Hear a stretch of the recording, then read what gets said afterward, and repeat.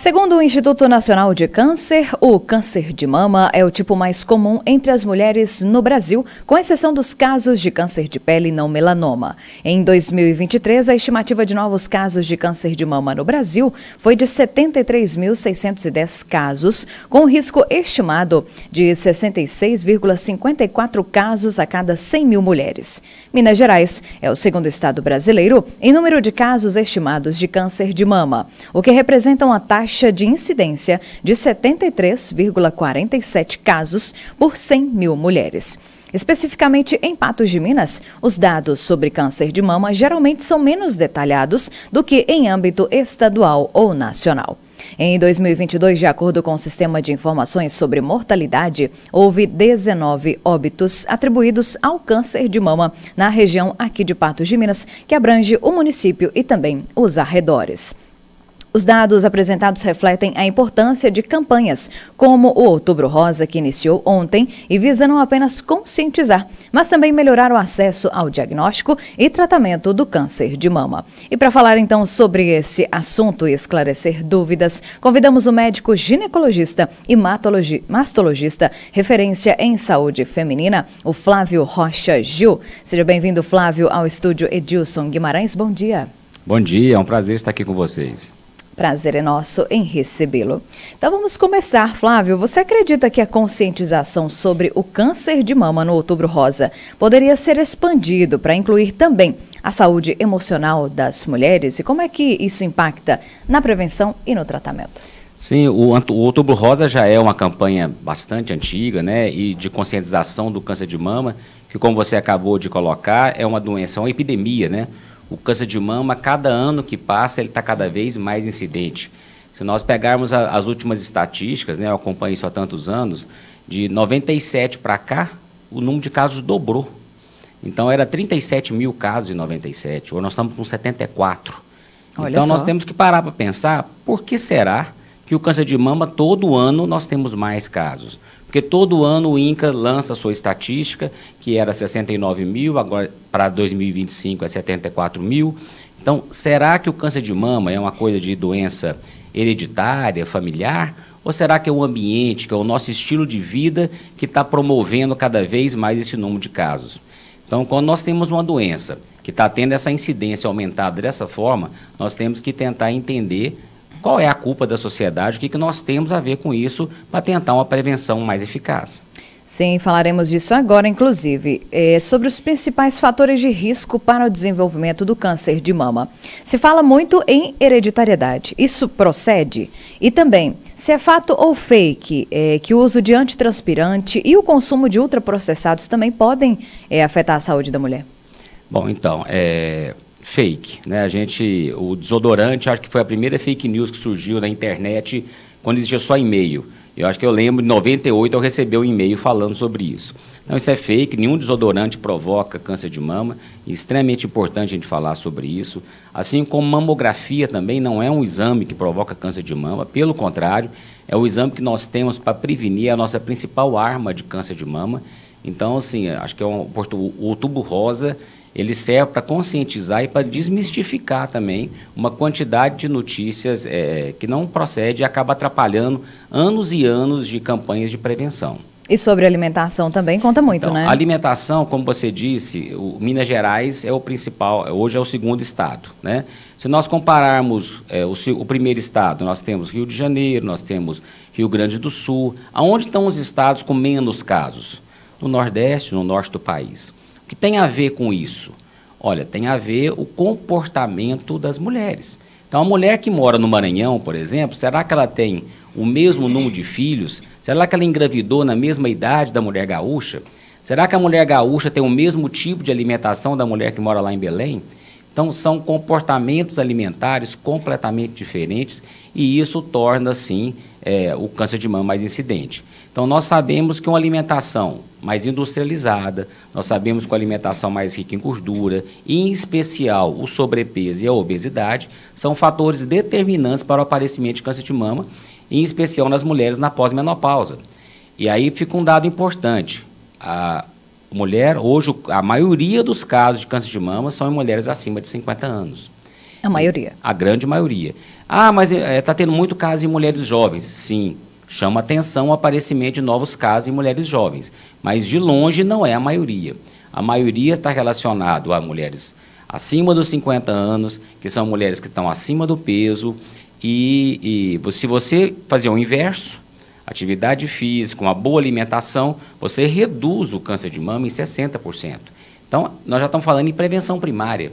Então, qual a melhor forma de prevenir câncer de mama? Atividade física, uma boa alimentação, um bom controle do peso. Excelente. Quais exames preventivos são recomendados para a detecção precoce do câncer de mama e a idade também, né, que as mulheres devem começar a realizá-los, doutor Flávio? Então, o exame de prevenção do câncer de mama é a mamografia, né, e é preconizado pelo Ministério da Saúde a partir dos 50 anos, a cada 2 anos. Isso é o que está preconizado pelo Ministério da Saúde e é o que é feito na rede pública. Vou frisar mais uma coisa. Isso em mulheres que não estão sentindo nada. Porque fazer um exame em uma pessoa que não sente nada, você está buscando uma doença ativamente em quem não sente. Uma mulher sentiu qualquer nódulo na mama dela, ela vai fazer mamografia em qualquer idade que seja necessário. Então, fazer mamografia em mulheres assintomáticas que não sentem nada, tem as idades programadas. Caso contrário, você faz assim que ela tem alguma queixa. Mas as sociedades de mastologia, de ginecologia, a grande maioria das sociedades que lidam com câncer de mama, preconizam a realização da mamografia a partir dos 40 anos de idade, como a Sociedade Brasileira de Mastologia vem batendo nessa tecla há muito tempo. Então, fazer exame de rotina, de rastreamento, é através do exame de mamografia, que é largamente acessível na cidade de Patos de Minas, na região. Então, não existe porquê, tanto na rede pública quanto na rede privada. Não existe porquê não fazer seu exame. Sim. E quais os principais sinais e sintomas que as mulheres devem ficar atentas e que podem indicar aí um possível problema nas mamas? O câncer de mama, ele basicamente se manifesta como um nódulo na mama. Então, ele é um carocinho.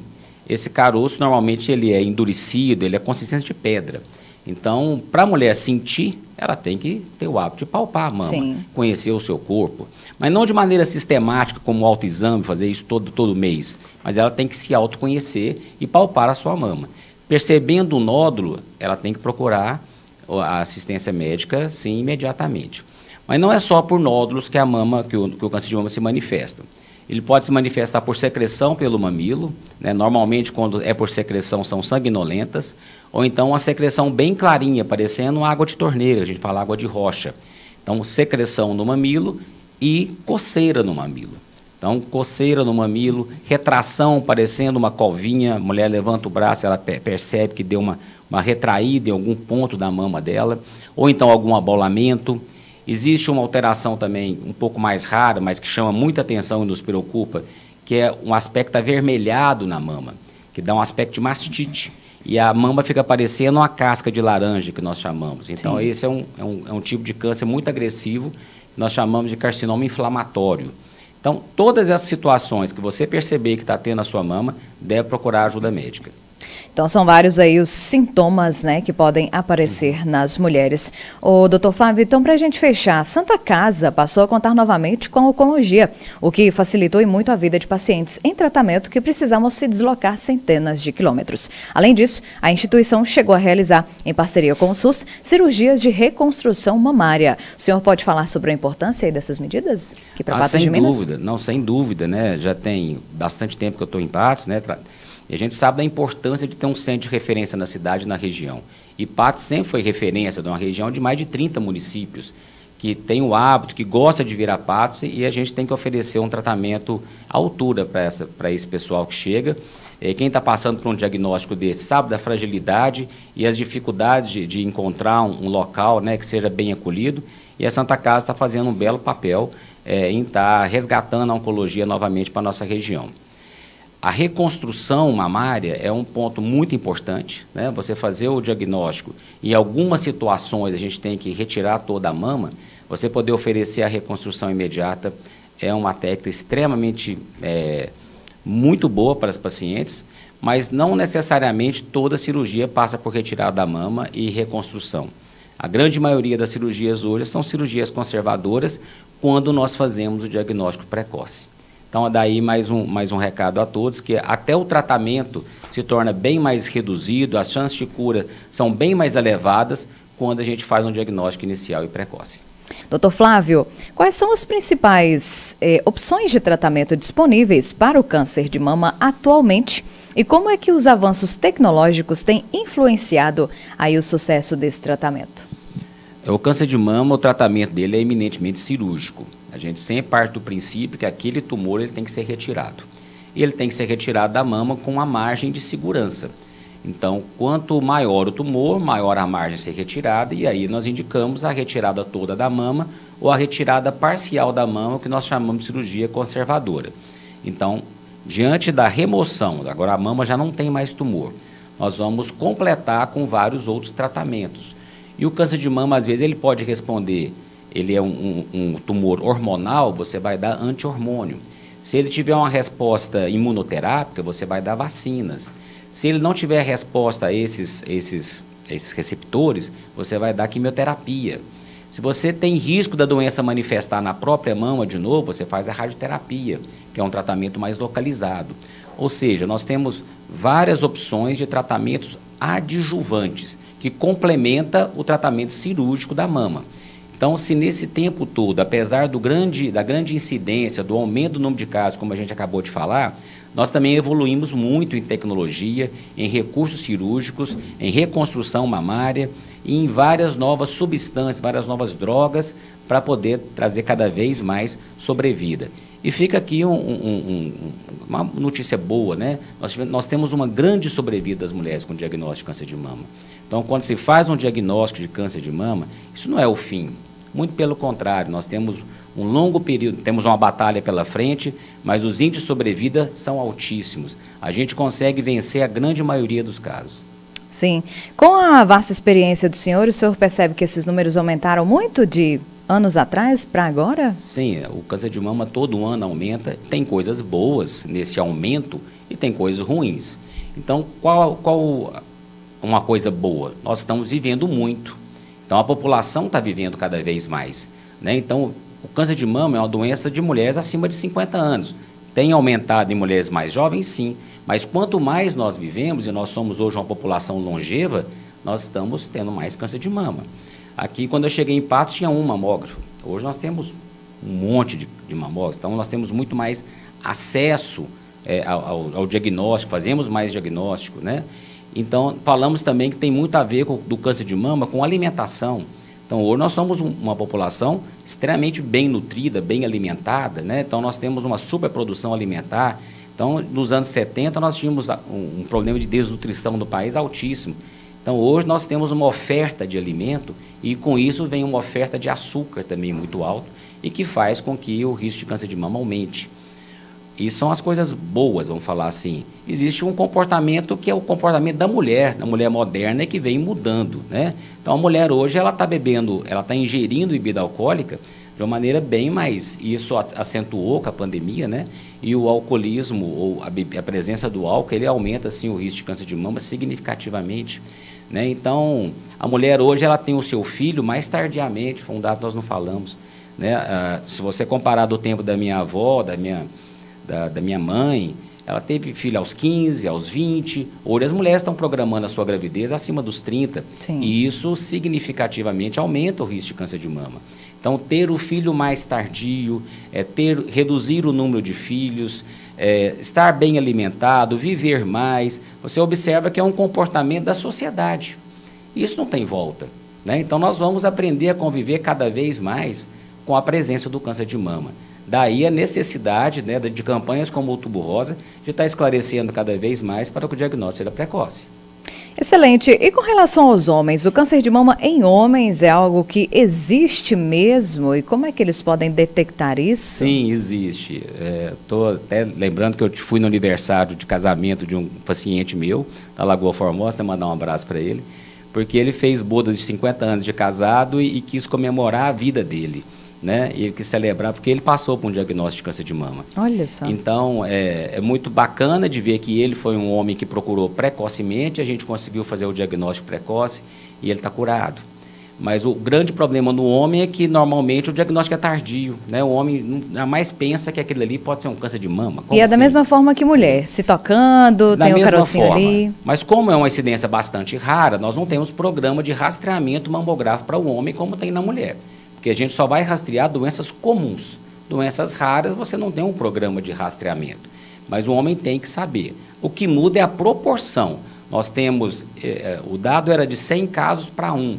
100 casos de câncer de mama na mulher para 1 no homem. Mas essa estatística está mudando, eu acredito que é 150 casos nas mulheres para 1 no homem. Então, comparativamente, ainda é uma doença rara, mas ela existe e os homens têm que estar atentos, sim, em estar palpando e com os mesmos fatores de risco. Obesidade, alcoolismo, idade, tudo isso interfere também no diagnóstico do homem. Doutor Flávio, já chegando então na reta final, deixe aí as suas últimas considerações a respeito desse mês tão importante. Então, é um mês que realmente, acho que essas campanhas de cor de mês começou com o Outubro Rosa, né? É uma campanha que a gente às vezes acha que é local, que é do Brasil, não é. É uma campanha mundial, né? Para enfrentar um problema que é muito grande, né? Se não fosse um problema do tamanho, que é o câncer de mama, que é o maior diagnóstico de câncer na mulher no mundo, não é só no Brasil. Então, nós estamos falando e também da maior mortalidade por câncer também na mulher é o câncer de mama. E a mulher, ela recebe muito chamado, é muito fácil conscientizar as mulheres. Então, o Outubro Rosa é esse momento da gente conscientizar, de falar cada vez mais da doença e de fazer o diagnóstico precoce.